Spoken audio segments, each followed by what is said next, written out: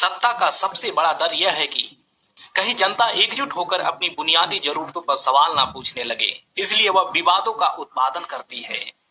जब भी देश में बेरोजगारी का डेटा आता है या महंगाई सीमा पार करती है, अचानक कोई फिल्म या कोई बयान या कोई विवादास्पद नाम चर्चा में आ जाता है।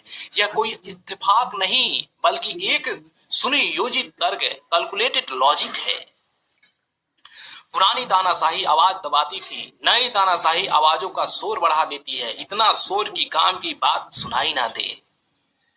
तर्क कहता है कि सड़क और बिजली पर बहस करो, लेकिन राजनीति आपको गौरव और अपमान की भावनात्मक बहस में फंसा देती है। एक नागरिक का समय सीमित है, यदि वह दिन भर टीवी पर बेमतलब की बहस देखेगा तो वो अपने अधिकारों के बारे में कब सोचेगा। वो नया विवाद लाएंगे ताकि पुराना घाव छिप जाए, वो नया तमाशा करेंगे ताकि तुम्हारा सवाल दब जाए।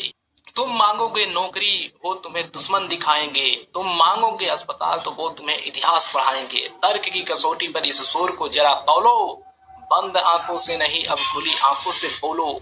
शोर जितना बढ़ेगा समझो सच उतनी ही गहरा है, तुम्हारी चेतना पर ही अब पहरेदारों का पहरा है। दोस्तों, राजनीति की सबसे बड़ी सफलता यह है कि उसने हमें गलत चीजों पर लड़ाना सिखा दिया है।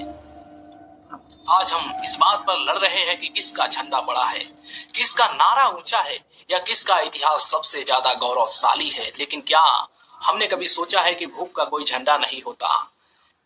क्या हमने कभी तर्क किया है कि जिस वक्त हम टीवी पर किसी फिल्म के नाम पर बहस कर रहे होते, उसी वक्त देश के किसी कोने में एक नौजवान अपनी डिग्री जला रहा होता है। सत्ता चाहती है कि आप उस शोर का हिस्सा बने। वह चाहती है कि आप तर्क करना छोड़कर तमाशा देखना शुरू कर दें, क्योंकि तमाशा देखने वाली भीड़ कभी विप्लव नहीं करती। विप्लव वो अकेला इंसान करता है जो शोर के बीच खड़ा होकर शांति से पूछता है कि साहब, ये सब तो ठीक है, पर मेरे बच्चों की शिक्षा का क्या हुआ?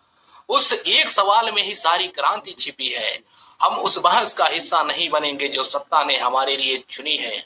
हम अपनी बहस खुद चुनेंगे जो रोटी, कपड़ा, मकान और शिक्षा पर आधारित हो।